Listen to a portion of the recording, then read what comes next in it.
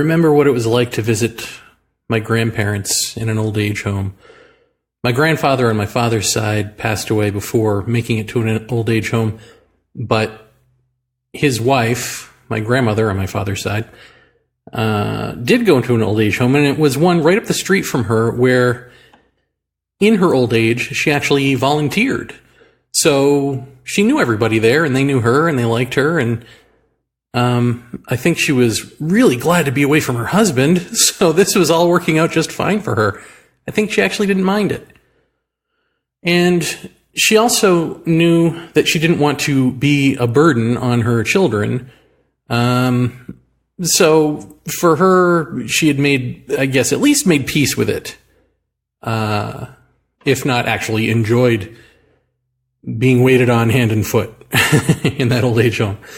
On my mom's side, a different story. Both of her parents went in at the same time, and they both had developed different forms of dementia.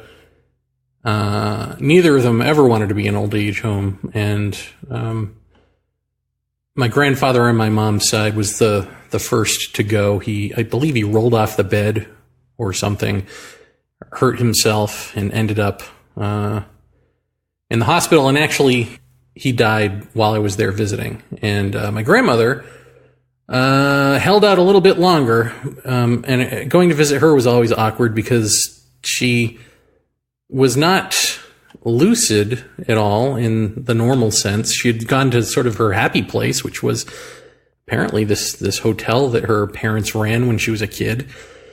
And I think she thought me and my mom were married, and she thought that her son, my uncle, was her husband. She thought she was a young woman. She had no idea who she was or where she was, and she would walk around the cafeteria thanking people for coming to her party, like this kind of thing. So she was pleasant in her dementia, and people seemed to like her. And I think my mom really was the protector there. She has two brothers, and all three of them would go to visit. But I think after a while, and I apologize if I'm mischaracterizing this, but my memory is that it becomes tedious having to deal with these parents in a home. And I think she was, of the three, I think, left with the most responsibility, or took helm of the responsibility. Maybe her and one of her brothers did, but the third brother, I think, became somewhat completely useless by the end of it. I mean, I could be mischaracterizing this, and I apologize, but it is in service to a point. Because either way, I'm sure this happens in other families, which is that in America, at least, we have to be happy with that. Like, that is actually a good outcome. If you have a number of kids, and at least one of them is willing to put in the tireless effort to visit you, to go out of their way, to be with you, to do the financial stuff that has to be done, and all the paperwork and all of that, then you're in pretty good shape. And in reality, that's kind of a shame, isn't it? And so this gets me to thinking about healthcare in general in this country, but also how we deal with old age specifically. And we hear all of the various reasons that our healthcare system is the way it is, and how we treat the elderly is the way it is. And they're not invalid reasons. I mean, there are political reasons having to do with the corporatocracy, privatized insurance, lobbying politicians, the broken system, all of that. All of that is true. But the question that rarely, if ever, gets asked in that is, why are we okay with that? These are our parents. These are our grandparents. In the case of healthcare, these are everyone. These are our children. They're everybody. And with healthcare, it looks like the tide is turning in general to sort of a single payer model that, like, the rest of the quote unquote developed world has already adopted, and we're sort of leaving ourselves behind, but no more. But the question again is, why did it take this long for the American people to care, to rise up, to protest, to lobby their congressional people, to even run for office to get rid of the bad politicians? Like, what is it in us that will take it for so long, will take it on the nose, even though it directly affects us, to the point where we can hand over our power, as they say, to the corporatocracy, to the politicians, by letting them get away with it, by just putting it off on them. If they're the boogeyman, then we don't have to deal with it. Why is that okay with us? I mean, on an individual level, if you were to ask people, is that okay with you? I think to a person, we'd say no. But yet here we are in this situation and allowing it to happen as a society for so long. And I submit to you, if you will go down this rabbit hole with me, that at least the unexpressed reason, and again, it's not the only reason, because these other reasons are also reasons, but the unexpressed reason that we allow these other reasons to be reasons for so long is that we have a linear sense of time. And this linear sense of time creates a fear of death. Now, I talk about fear of death, well, all the time. All one need do is go to www.ourandoing.com and we can talk about fear of death all the time, all day long. But the context that I mean that in isn't necessarily just death, but the annihilation of self. And the example of that difference actually lies right here. My good pal and friend and buddy, Teokas and Ghost Horse, who is a Lakota speaker and activist of some renown, has explained how the Lakota view of elders is that not that they're the past the way we see them, we see elderly people as the past. They're old. But they see them as the future. This is what we're going to be. And they also see them as the past, because when they die, well, that's in the past. But they're also still there. The elders never leave. Their sense of death is different than ours. So the elders are also the present. So the elders for them are the past, the present, and the future. And that reflects, not coincidentally, their sense of time. And so in their sense of time, there is no fear of death, because there are just ever-present cycles. And so within those cycles, we exist physically and then not, but we exist. Now, this isn't something like religion, where religion has a version of heaven that you die into, right? Because a religion is something that you pick up. It's a book, it's a teaching, or something like that you have to pick up and then defend, right? And then believe in. You have to force yourself to believe in it if you're, not at all gullible. You have to find a way to believe in it and then defend it and all of that. It's not exactly a culture that one is born into. That is a different type of knowing. It's a knowing through and through that this is how things are. It's not something you pick up along the way. And because it's not something you pick up along the way, it's not something that blocks out a fear of death. It's something that naturally explains death in such a way that there is no fear created. Whereas the Bible, or any Bible, really, it's like, you've got to believe in me, you've got to follow these rules, you've got to do all these things to get to heaven. So you have to block out your fear of death or pave it over with an afterlife. And even that afterlife might be scary or might not exist for you at all if you do the wrong things in life, right? So these are different lenses through which we view death, even though both portend to not include fear. I mean, you can talk to religious people who are like, I don't fear death at all. Well, my answer is that you do fear annihilation, which is why you've erected this religion in the first place. I would hazard a guess that even the Lakota fear annihilation, which would be a deep body terror. I mean, the body itself doesn't want to die. We don't want to just roll over and die because that's, we're alive. We're life. We're living. We want to remain living. So the annihilation thing goes beyond even our sense of cyclical or linear time.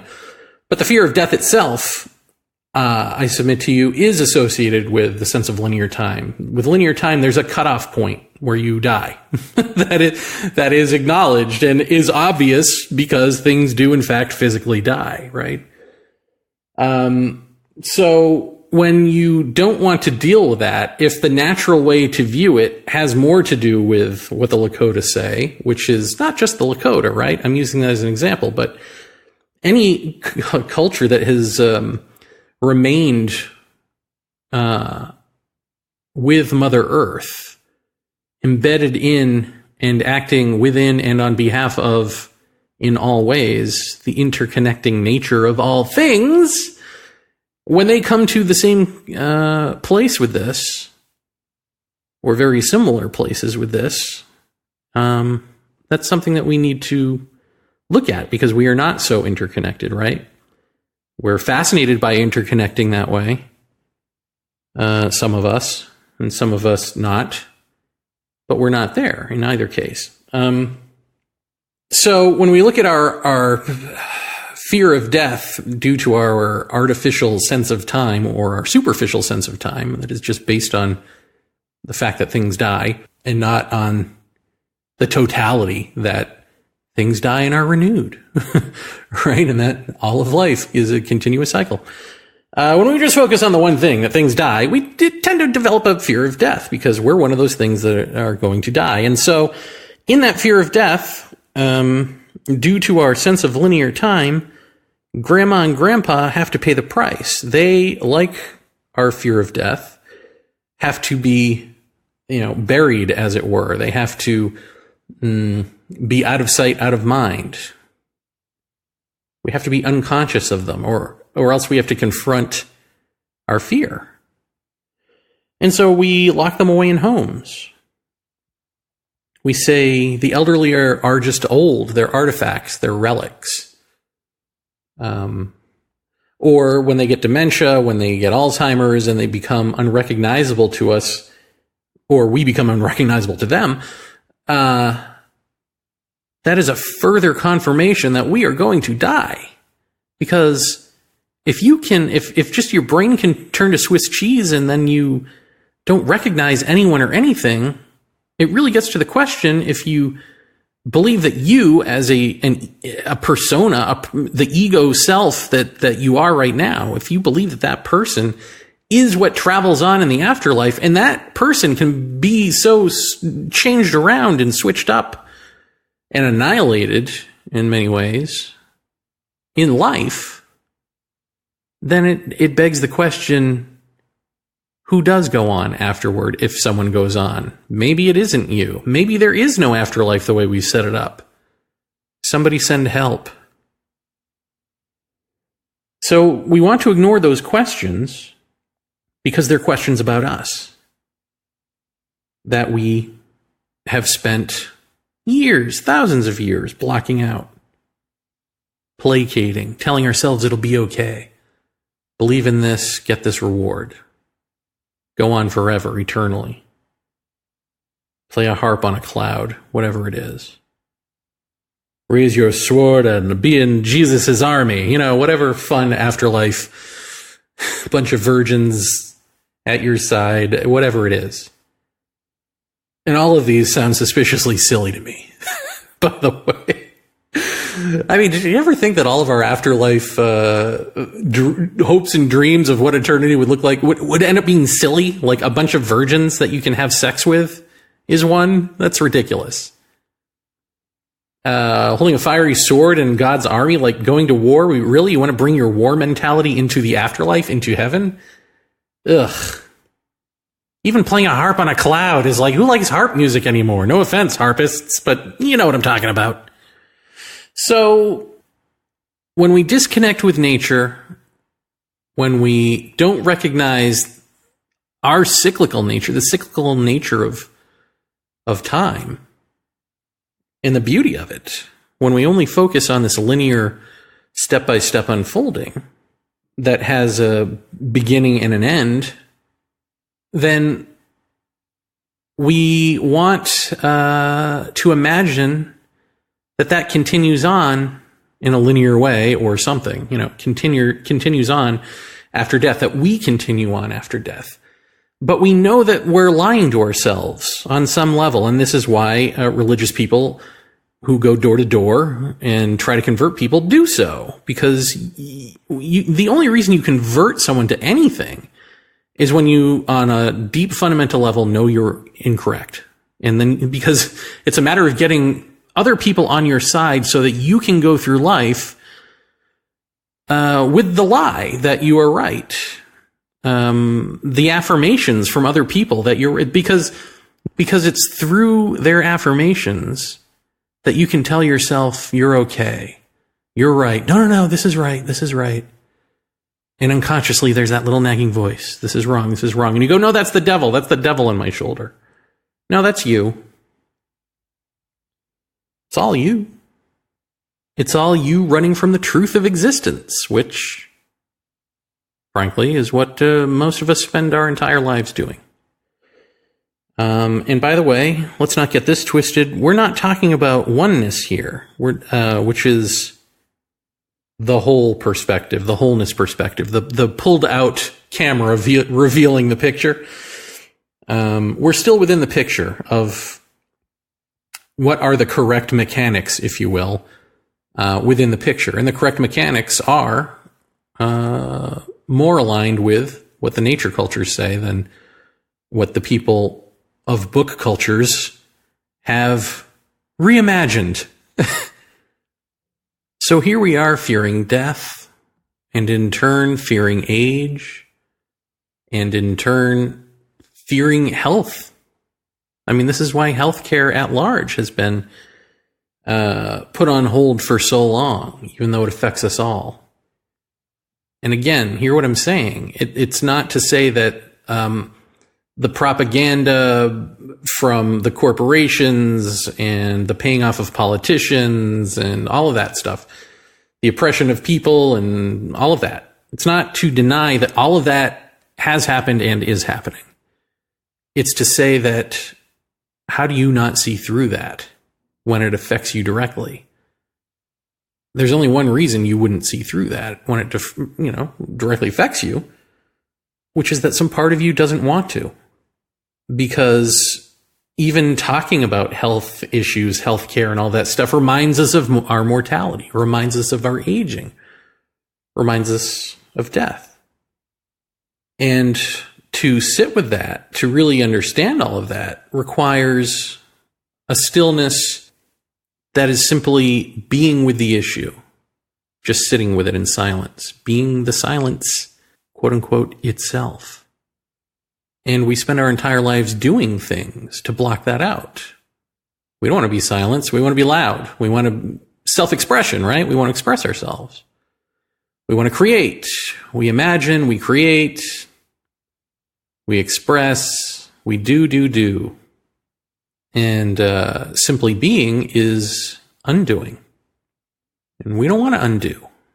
That's scary because we equate that with death. And truly, it is death. It's death of the doer. But although we believe in resurrection, some of us who are, for instance, Christians, and even though we see a type of resurrection in nature, as with my favorite butterfly analogy, it's unclear that that is what we are, that we are beings who must slow off the self to resurrect as a broader, fuller, deeper, wholer version of ourselves. Because we think linearly, we've trained ourselves to believe that we can only get to whoever that person is slowly through time, through evolution, through psychotherapy. Or for the quick fix, you could become a psychonaut, right? You could take DMT, you could take mushrooms, you could take ayahuasca, you can take a hallucinogen, and you can experience something that'll blow your mind, man. but with the safe knowledge that you're not going to completely explode or implode. You're going to come back to normal. It will just have been an experience. And that experience will add to your personal evolution. So even those hallucinogenic journeys we treat as experiences for our linear, slow growth personal evolution. Right? They don't radically change us. Not forever. They are states of mind that we visit, not stages upon which we live. And we say if there is another stage, well, again, we'll get there with a psychologist, with a priest, with meditation, in the next life, in the afterlife, after several lives. And because we ignore the core truth, because we cover it over with a bunch of belief systems and wish fulfillments, self-fulfilling prophecies, one of the results of that, one of the shadow sides, is that we treat the elderly like crap, by and large, institutionally. And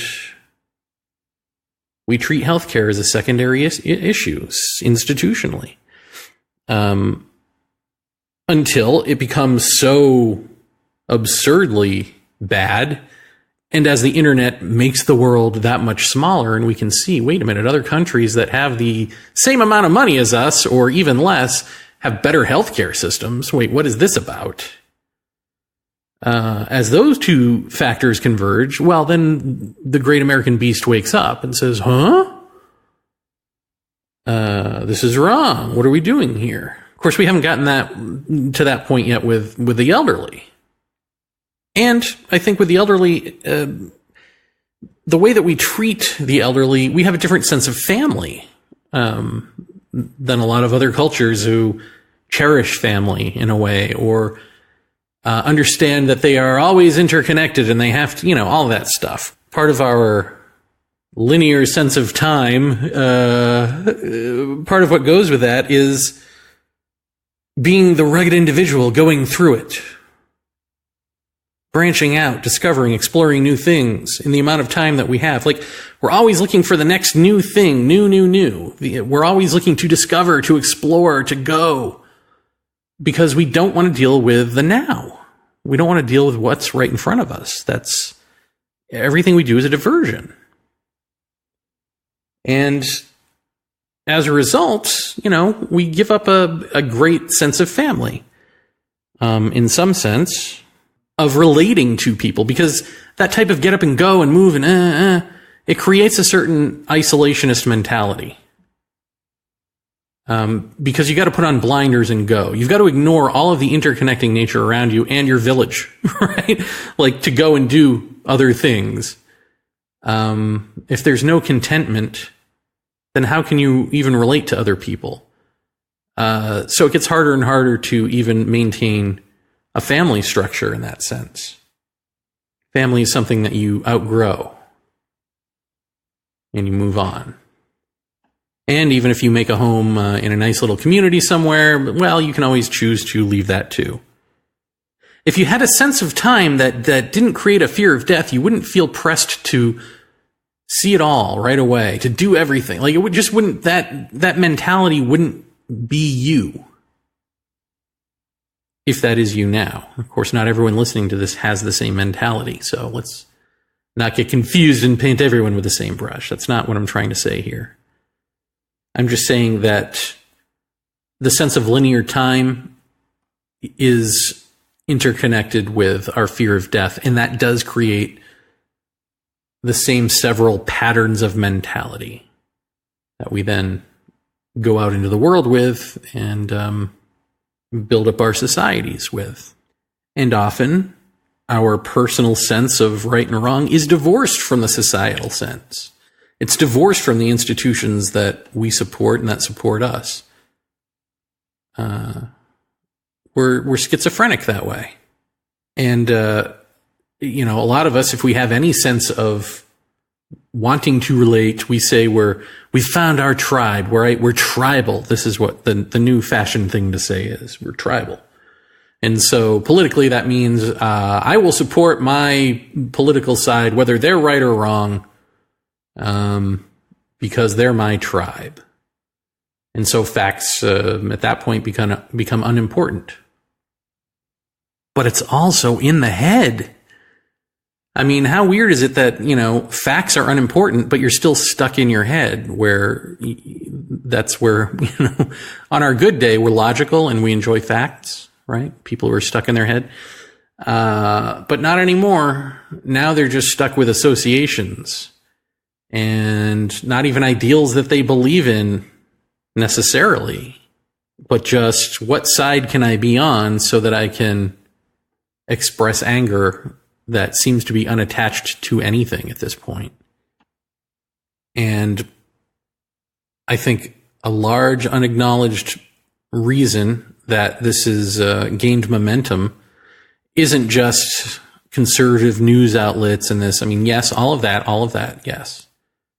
But add to that the fact that after 2012, I've said this before and I'll say it again, after 2012, after the Mayan calendar prophecy of December 21st, 2012, I think it was, where the Mayan calendar was supposed to end, and then the world was going to end, renew, change something, some big cataclysmic thing.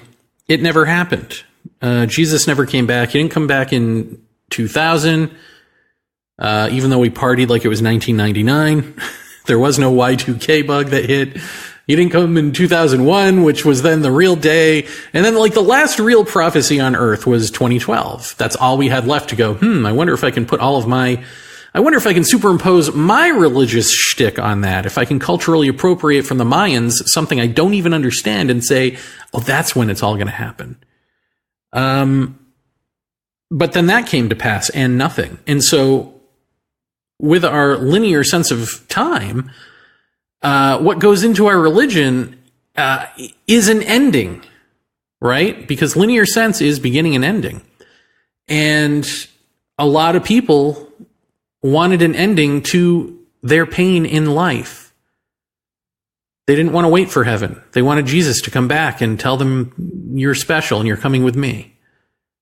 Or the New Agey people wanted the densities to change and to go into the higher density, the fifth dimension, the whatever pseudo-scientific words they think sound good. That's what they wanted. And none of this happened, and we were stuck with ourselves. We realized there is no Savior coming to save us. There is no end to our pain. Maybe time isn't linear. Crap. And so now a whole bunch of us feel like we're rats trapped in a cage. We're suffocating. It's making us upset and angry and depressed. And for that, we give ourselves drugs that give us all kinds of other awful side effects. I mean, this country is so drugged up at this point, we're probably crazy and don't even know it. We've taken so many antidepressants and illegal substances as antidepressants. I mean, all of it. I'm not saying just illegal drugs or legal drugs, but all of it. We're a pill-popping culture. Why are we a pill-popping culture?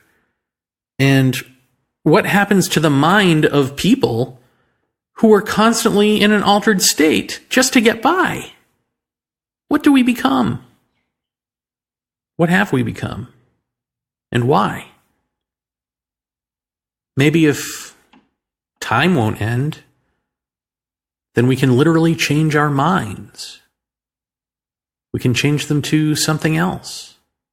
Something that we're still included in. I mean, not like dementia where we look and we go, ooh, uh-oh.